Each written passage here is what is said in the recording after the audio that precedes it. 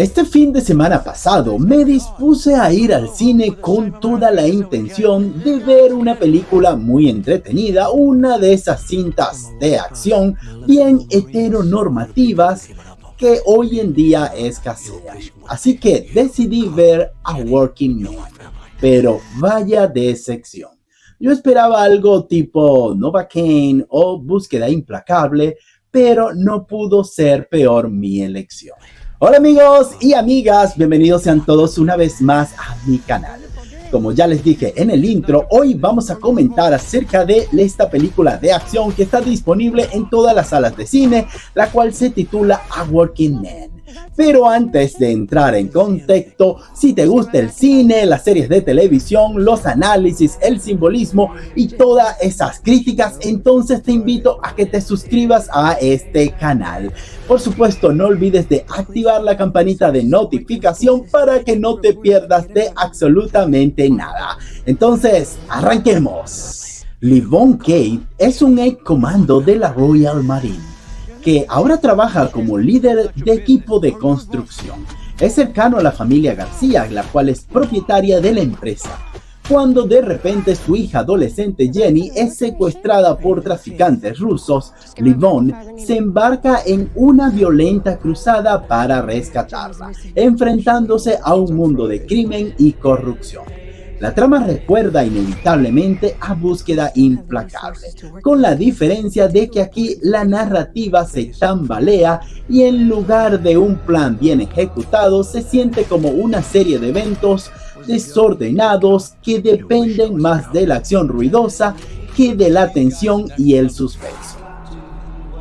Detrás de esta cinta está David Ayer, un director que ha tenido sus altibajos. Recordemos que es el mismo que dirigió Fury y End of Rush, películas que funcionaron bastante bien, pero también es el responsable del Escuadrón Suicida para el universo de DC en 2016, una película que dividió por completo al público y a la crítica.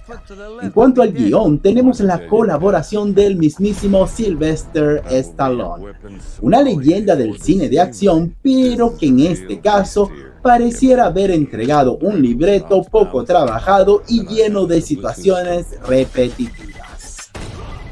Si hay algo que se puede salvar de A Working Man, es la actuación de Jason Statham. Realmente está en situación y su personaje tiene el espíritu requerido para ese tipo de películas. Mas sin embargo, el guión y el pobre argumento no lo ayudan. A todo esto se le suma un elenco que a veces parece un chiste. Por ejemplo, el personaje de Michael Peña realmente no aporta absolutamente nada para la historia y su actuación deja muchísimo que desear. Pareciera que él y su familia están completamente limitados. La película prometía ser un thriller de acción con mucha adrenalina, pero se pierde en el trayecto, navegando en un círculo y ofreciendo situaciones muy repetitivas. Es cierto que hay buenas escenas de acción, persecuciones espectaculares y peleas un tanto coreografiadas, pero más allá de eso, no hay mucho que destacar. La trama carece de profundidad y se siente reciclada de otras películas del género. Si bien el público en general ha encontrado entretenida la cinta, la crítica especializada ha sido implacable. En Rotten Tomatoes le han otorgado un 49% por parte de los críticos, destacando que la historia se siente poco inspirada y que la película no logra sostener el interés por mucho tiempo. Sin embargo, el público ha sido más indulgente, con un 89% de aprobación. Esto nos deja ver que aunque la película no sea precisamente buena, está logrando entretener a su audiencia y llenar un nicho que siempre tiene demanda: la acción sin pretensiones. Esto es un logro para el cine en vista de que venimos de un marzo bastante bajo en cuanto a las audiencias. En cuanto a mi punto de vista en particular, esta película es una de esas que yo realmente no considero recomendar para que vayas a ver en cines. Espera más bien a que llegue en streaming y puedas disfrutar de algún fin de semana. En vista de que es una película que es bastante olvidable, no fluye orgánicamente y a veces, por lo menos a mí, me tendió a aburrir. Mas, sin embargo, yo considero que esta película es una...